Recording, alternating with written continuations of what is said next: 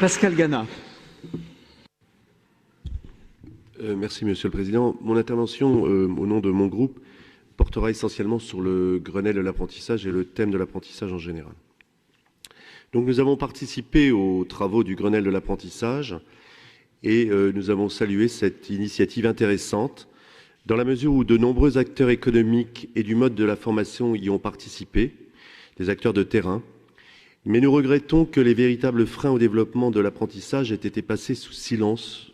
Tout au moins, c'est l'impression que nous en avons eue. Parce que nous pensons que c'est une voie majeure pour redonner espoir à notre jeunesse, pour trouver des débouchés professionnels valorisants. Or, nous avons constaté que dans notre région, comme dans toutes les régions, il y a eu évidemment une baisse du nombre d'apprentis, ainsi que cela a été dit, que à cela, les raisons essentielles n'ont pas été abordées lors du Grenelle. Il y a tout d'abord une raison majeure, c'est la désindustrialisation de notre pays, comme d'ailleurs de la plupart des pays européens. Je vous rappelle par exemple que dans ces dernières 24 heures, Tata Steel vient d'annoncer, ça n'est pas en France certes, mais enfin, vient d'annoncer la suppression de 15 000 emplois dans la sidérurgie en Angleterre, à cause de la concurrence chinoise et de l'ouverture à tout vent des frontières. Il est évident que ça a un impact ensuite sur l'apprentissage indirectement pour des raisons économiques évidentes. Il y a également les réticences des entrepreneurs, des employeurs, des formateurs potentiels pour des raisons que nous allons nous attacher à décrire. Tout d'abord, l'offre est souvent inadaptée. Contrairement à ce qu'on croit, les formations dispensées par les CFA et les formateurs eux-mêmes sont souvent éloignées des besoins des entreprises. Les CFA, parfois, forment sans se préoccuper du marché local, car c'est un marché en général local, et ils ont beaucoup de mal à se remettre en question. Il y a parmi eux des pesanteurs qui sont liés à l'administration, parfois à la syndicalisation. Et oui, des syndicats de gauche qui ont un modèle préétabli et qui a entretenu la méfiance culturelle en France vis-à-vis du monde de l'entreprise. Donc pour le FN, la région doit encourager aussi des initiatives privées d'entreprises et de groupements d'entreprises pour créer des CFA privés par branche afin que les cursus soient plus en adéquation avec les besoins du marché. Ces CFA pourraient d'ailleurs avoir des existences limitées dans le temps de répondre à un moment donné, dans une zone donnée ou au niveau régional, à un besoin particulier. Ensuite, l'effort de formation des entreprises est souvent mal ou très peu valorisé. L'entreprise qui accueille un apprenti fait œuvre de formation et d'être reconnue à ce titre, y compris au niveau de l'effort financier. Le coût horaire du maître d'apprentissage particulièrement. Ce coût de l'apprentissage est trop élevé. Il est souvent rédhibitoire pour une entreprise et particulièrement pour une TPE et PMI. Or, ce sont souvent elles, on le sait aujourd'hui, ce sont elles qui ont la plus grande capacité potentielle de création d'emplois immédiats et non délocalisables. Chacun le sait, c'était le fameux slogan « La plus grande entreprise de France, c'est l'artisanat ». C'était une réalité. Toutes les enquêtes le démontrent. Or, l'apprenti travaille en alternance, souvent avec des plannings incohérents par rapport à la vie de l'entreprise, du fait de l'absence d'adaptation des CFA.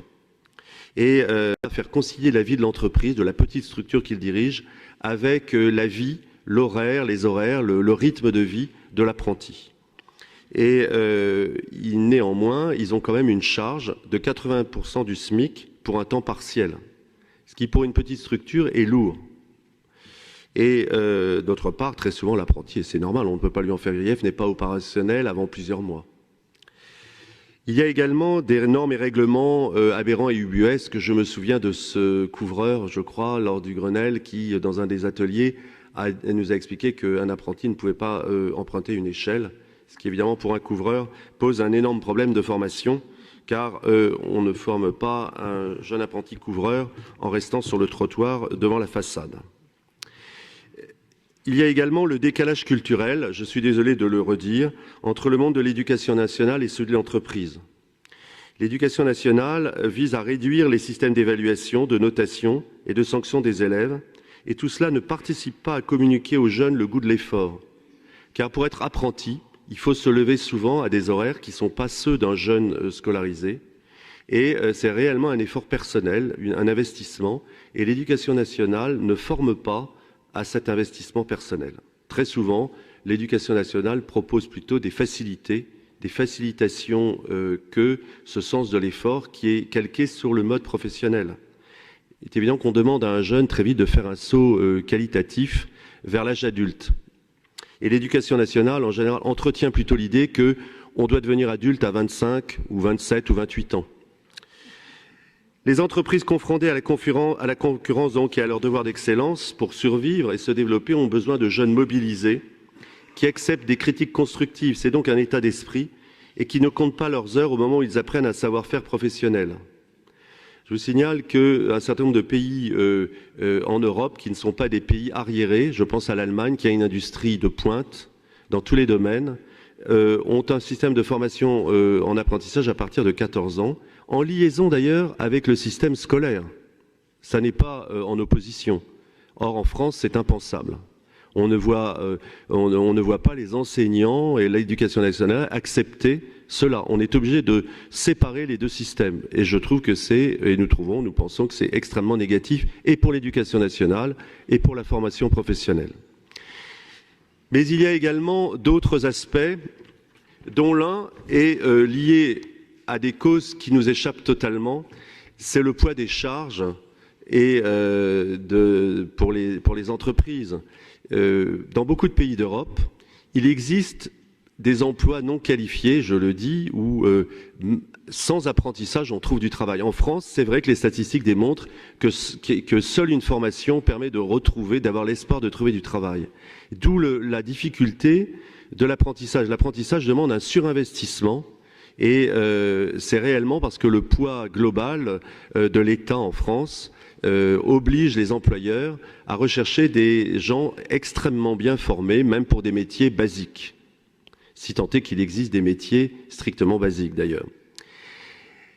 Je rappelle donc que nous pourrions avoir peut-être un effort sur un mouvement qui se précise ces dernières années, qui est d'ailleurs extrêmement encourageant pour nous, c'est le retour de production qui avait été externalisé, qui avait été même,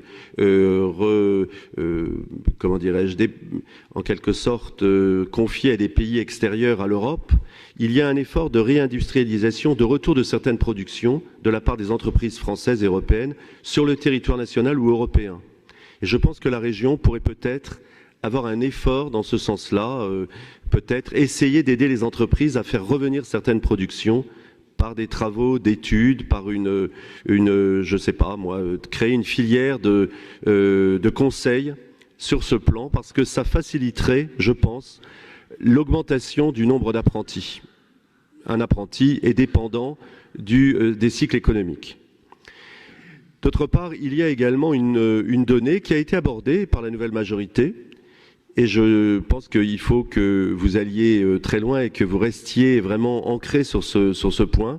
C'est le grand concurrent de l'apprenti aujourd'hui, c'est le travailleur détaché.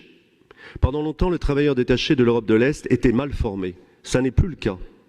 Les travailleurs détachés, et les entreprises de Saint-Nazaire le disent, sont aujourd'hui formés. Ils acceptent de travailler, malheureusement, identique, voire moindre à celui d'un apprenti. Il faut rappeler que les charges patronales sur ces travailleurs sont payées dans leur pays d'origine.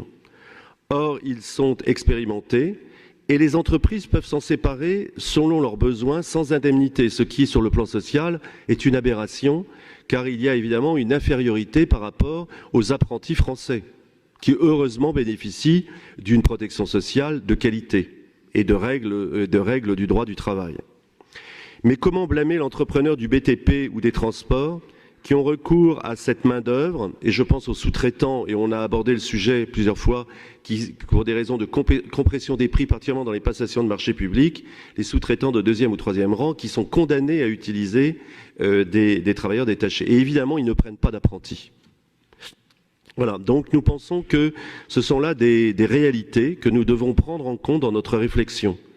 Et je voulais donc, au nom de mon groupe, attirer l'attention sur ces aspects, puisque visiblement la nouvelle majorité tente de se rapprocher de la réalité des entreprises. Et nous l'avions dit pendant la campagne électorale, nous avions d'ailleurs proposé le doublement de la prime d'apprentissage. Nous avions dit également, vous vous souvenez, Monsieur Retailleau, je vous l'ai dit plusieurs fois dans des débats, quelque peu parfois tendu, mais je vous avais dit que sur ce point, nous vous soutiendrions si vous alliez vers du réalisme et vers les besoins des entreprises. Je crois que le moment est venu de nous écouter, de telle sorte que, même si vous n'avez pas besoin de nos voix, bien évidemment, pour voter des mesures, je pense que les consensus dans l'opinion, et vous le savez, dans notre électorat, il y a beaucoup de responsables de petites entreprises, puisque nous avons un électorat qui est souvent très ancré dans la ruralité, le monde de la TPE. Eh bien, je pense qu'il serait bon que vous acceptiez de nous entendre quelque peu. Et c'était ce que je voulais vous dire aujourd'hui.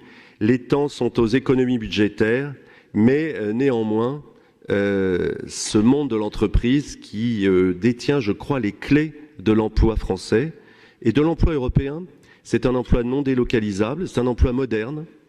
Et je crois qu'il faut entendre cet électorat-là, mais surtout ce monde économique-là, parce que les questions électorales sont très secondaires. Par contre, l'avenir de nos jeunes est une exigence première. Et j'en suis d'autant plus conscient que personnellement, j'ai un fils qui est chez les Compagnons et qui s'apprête à entreprendre son Tour de France. Et donc, je crois beaucoup au métier. Voilà, je vous remercie.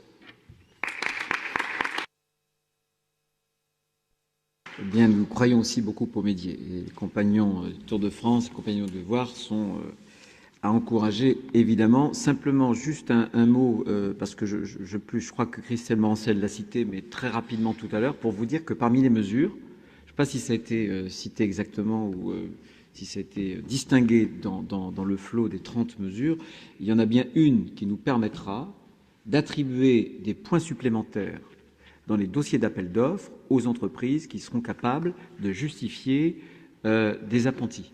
Il y aura un bonus, en gros, pour les entreprises dans nos appels d'offres pour valoriser celles qui font cet effort de formation vis-à-vis de nos jeunes.